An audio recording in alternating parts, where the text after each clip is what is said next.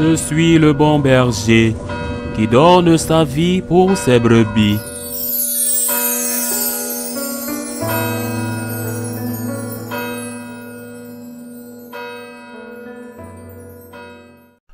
En ce temps-là, Jésus disait, « Malheureux êtes-vous, scribes et pharisiens hypocrites, parce que vous fermez à clé le royaume des cieux devant les hommes. Vous-même, en effet, n'y entrez pas, et vous ne laissez pas entrer ceux qui veulent entrer. Malheureux êtes-vous, scribes et pharisiens hypocrites, parce que vous parcourez la mer et la terre pour faire un seul converti, et quand c'est arrivé, vous faites de lui un homme voué à la gêne, 2 fois pire que vous. Malheureux êtes-vous, guides aveugles, vous qui dites, si l'on fait un serment par le sanctuaire, il est nul. Mais si l'on fait un serment par l'or du sanctuaire, on doit s'en acquitter. Insensé et aveugle, qu'est-ce qui est plus important, l'or ou bien le sanctuaire qui consacre cet or? Vous dites encore, si l'on fait un serment par l'autel, il est nul. Mais si l'on fait un serment par l'offrande posée sur l'autel, on doit s'en acquitter. Aveugle, qu'est-ce qui est le plus important? L'offrande ou bien l'autel qui consacre cette offrande? Celui donc qui fait un serment par l'autel fait un serment par l'autel et par tout ce qui est opposé dessus. Celui qui fait un serment par le sanctuaire fait un serment par le sanctuaire et par celui qui l'habite.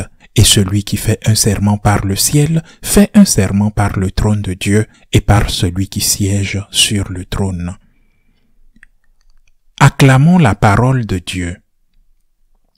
J'ai célébré par la miséricorde de Dieu 46 ans de sacerdoce. Je dis cela par la miséricorde de Dieu car personne n'a le droit d'être prêtre. Le sacerdoce est un don. Au cours de ces 46 années, j'ai dû entendre de nombreuses comparaisons désobligeantes, voire insultantes à mon égard et à l'égard d'autres prêtres.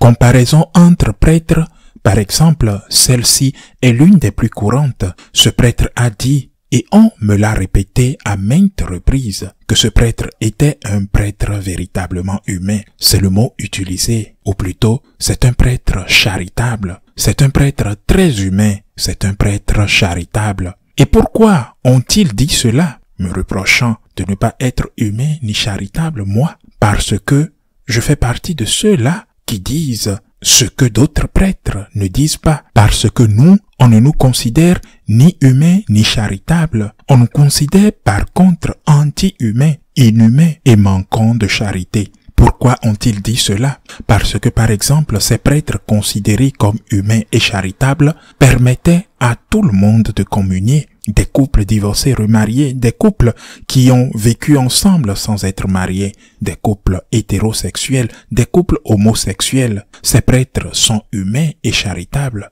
Mais nous, que disons-nous? Qu'il faut respecter le Seigneur parce que le Seigneur n'est pas une chose, mais une personne. Il ne faut pas communier en étant en état de péché. Nous devons respecter le droit du Seigneur, le droit d'entrer dans une maison pure et non dans une maison où règne le péché et où l'on est donc contre le Seigneur lui-même. Comment peut-on communier si l'on est en colère contre la personne avec laquelle on veut communier ou si on est en état de péché? L'Église enseigne que l'on ne peut communier qu'en état de grâce.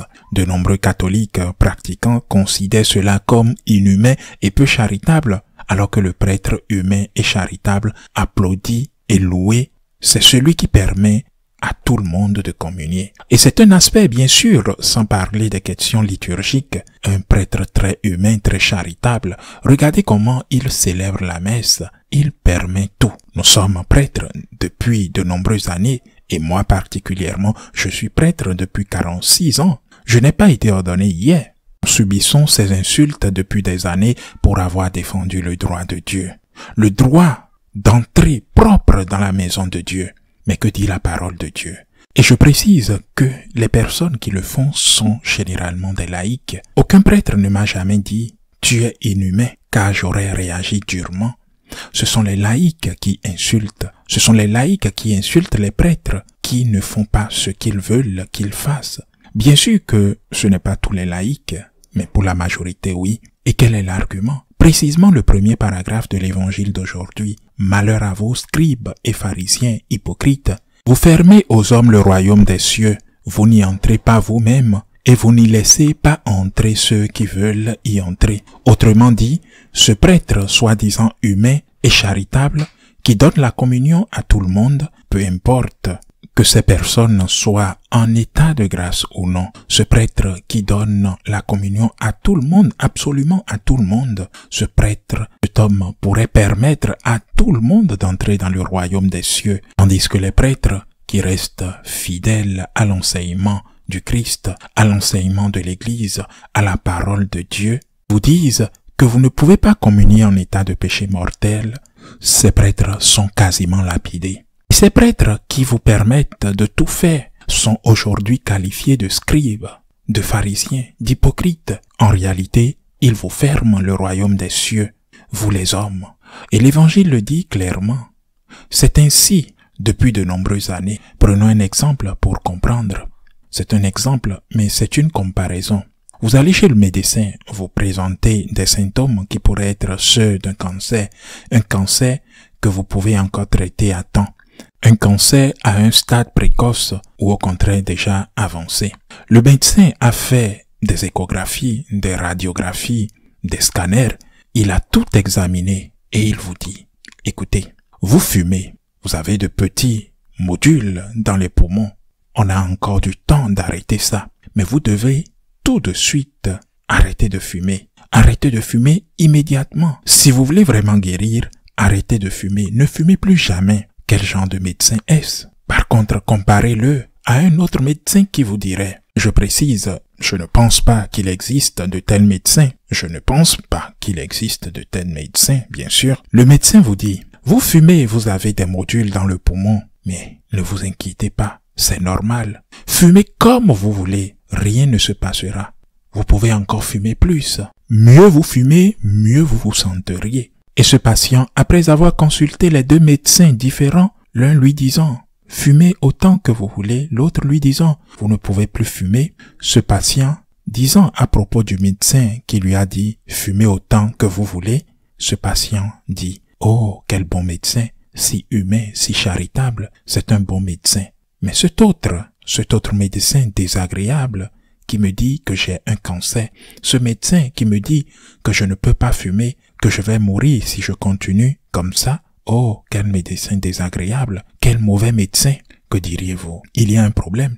Le problème, c'est qu'en médecine, ou en sciences, ou encore dans les mathématiques, 2 plus 2 font 4.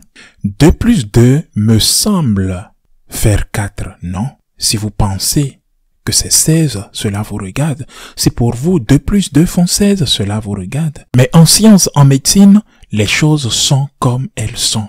2 plus 2 font 4. Ce sont des sciences objectives. Fumer, c'est nocif. 2 plus 2 font 4. Ce sont des sciences objectives. Fumer, nocif. Boire, nocif. Et c'est comme ça. Ce n'est pas une question d'opinion pour dire « Non, je pense que fumer est une bonne chose ». Ce n'est pas une question d'opinion. Ce n'est pas une question de tolérance des sciences ou des questions d'éthique, de compréhension, des questions compréhensibles ou humanitaires capables de vous dire que fumer est une bonne chose ou que fumer autant que vous voulez, vous n'allez avoir rien du tout. Non, ces choses sont comme cela et elles ne changeront pas. Fumer est mauvais. Et pourquoi n'en est-il pas de même pour les sujets liés à l'âme? Cela devrait être pareil, n'est-ce pas? Qui est donc le bon médecin? Qui est le médecin véritable, charitable? Le médecin véritable, humain? Celui qui dit au malade, fume autant que tu veux? Ou celui qui dit, tu dois arrêter de fumer? Qui est donc le bon prêtre? Celui qui dit à quelqu'un, c'est mal, je sais que ça me fait mal de te le dire, mais c'est mal. Ou celui qui dit à quelqu'un, c'est bon, fais ce que tu veux. Cette semaine, une femme m'a écrit, je reçois plus de 100 courriers par jour, beaucoup plus. Une femme m'a écrit, elle est dans une situation similaire. Elle s'est mariée jeune, a divorcé et mariée civilement à un autre homme. Et après un certain temps, elle s'est convertie et veut se rapprocher du Seigneur et communier. Elle était fâchée contre moi parce que dans mes échanges de courriers, je lui disais, vous pouvez communier spirituellement ou vous pouvez communier sous certaines conditions si vous maintenez une relation chaste avec votre mari actuel. Mais sinon, vous ne pouvez pas communier. Qu'est-ce que je reçois par la suite? Des insultes, chers frères et sœurs. Quel prêtre inhumain! Faites preuve d'humanité, Père. Pourtant le curé de ma paroisse me dit que je peux communier. Voilà un prêtre charitable et humain. Voilà qui est le médecin véritable et humain et charitable. Celui qui dit aux patients avec amour, sans insulte, sans mépris, mais aussi avec la vérité. Tu ne peux pas faire ça. Ça te mène à la mort. Pourquoi les profaner? Pourquoi profaner ces personnes qui disent la vérité? Mais ces laïcs cherchent sans cesse jusqu'à trouver quelqu'un qui leur dise que le mal n'est pas le mal et qu'ils peuvent faire ce qu'ils veulent. Ils se font du mal et malheureusement, ces gens qui disent qu'on peut faire ce qu'on veut sont nombreux. Ces prêtres qui le disent sont nombreux. Demandons au Seigneur que nous comprenions tous que le premier acte de charité est la vérité. La vérité doit être dite avec charité, mais le premier acte de charité est la vérité.